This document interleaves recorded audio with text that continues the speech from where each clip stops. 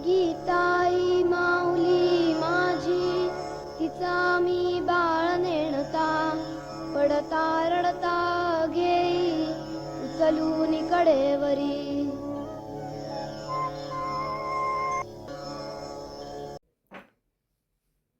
सन्माननीय एवं वंदनीय गीता भक्तों, मैं अमरावती निवासी राष्ट्रपति पुरस्कार से सम्मानित समाज सेविका एवं साहित्यिका प्राध्यापिका डॉक्टर मनीषा ताई जाधव, पूर्वाश्रमी की कुमारी इथापे, अमरावती निवासी हूँ मैं। आज दिनांक 5 दिसंबर, गीता प्रवचन अध्याय 18वां आज मैं आपके सामने प्रस्तुत करना चाहती हूँ। सभी भक्तों, मैं आपको जय जगत कहकर प्रवचन करना शुरू करती हूँ। गीता के 18वें अध्याय में उपसंहार, फल त्याग की पूर्णता, ईश्वर प्रसाद यवम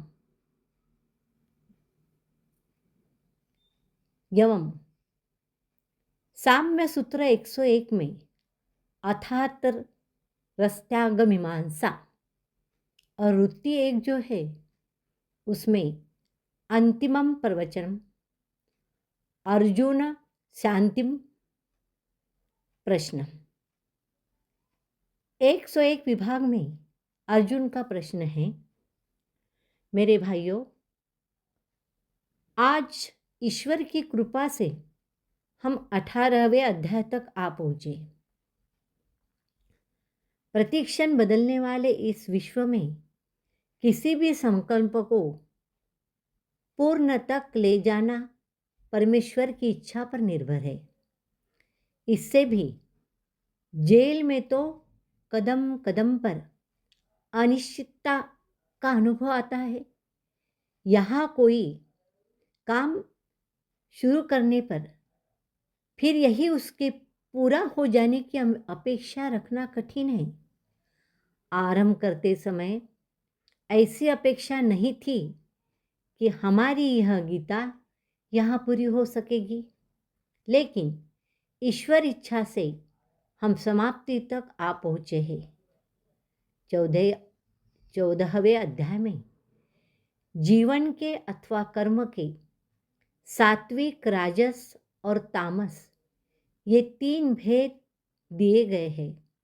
इन तीनों में से राजस और तामस का त्याग करके सात्विक को ग्रहण करना है, यह भी हमने देखा है। उसके बाद 17वें अध्याय में यही बात दूसरे ढंग से कही गई है। यज्ञ, दान और तप, यह एक शब्द में कहे तो यज्ञ ही जीवन का सार है।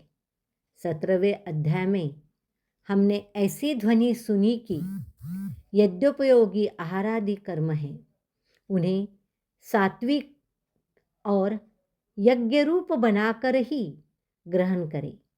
केवल उन्हीं कर्मों को अंगीकार करें जो यज्ञ रूप और सात्विक है। शेष कर्मों का त्याग ही उचित है। हमने यह भी देखा है कि ओम तत्सत मंत्र को क्यों स्मरण रखना चाहिए। ऊ का अर्थ है सातत्य, तत् का अर्थ है अलिप्तता और सत का अर्थ है सात्विकता। हमारी साधना में सातत्य, अलिप्तता और सात्विकता होनी चाहिए, तभी वह परमेश्वर को अर्पण की जा सकेगी। इन सब बातों में ध्यान में मेरे प्यारे भक्तों आता है कि कुछ कर्म तो हमें करने हैं और कुछ का त्याग करना है। गीता की सारी शिक्षा पर हम दृष्टि डालें तो स्थान स्थान पर यही बोध मिलता है कि कर्म का त्याग मत करो, गीता कर्मफल के त्याग की बात कहती है। गीता में सर्वत्र यही शिक्षा दी गई है कि कर्म तो सतत करो, परंतु फल का त्याग करते रहो। लेकिन यह एक पहलू हुआ। दूसरा पहलू यह मालूम पड़ता है कि कुछ कर्म किए जाए और कुछ का त्याग किए जाए। अतः अंततः 18वें अध्याय में आरंभ में अर्जुन ने प्रश्न किया, एक पक्ष तो यह है कि कोई भी कर्म फल त्यागपूर्वक करो, और दूसरा यह है कि कुछ कर्म तो अवश्यमेव त्याज्य है और कुछ करने योग्य है। इन दोनों में मेल कैसे बिठाया जाए? जीवन की दिशा स्पष्ट जानने के लिए यह प्रश्न है। फल त्याग का मर्म समझने के लिए यह प्रश्न है। जिसे शास्त्र संन्यास कहता है, उसमें कर्म स्वरूपता छोड़ना होता है, अर्थात कर्म के स्वरूप का त्याग करना होता है। फल त्याग में कर्म का फलतः त्याग करना होता है।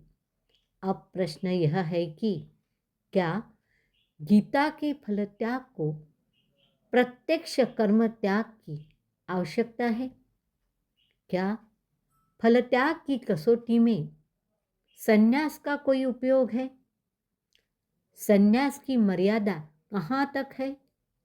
संन्यास और फल त्याग, इन दोनों की मर्यादा यहाँ तक और कितनी है?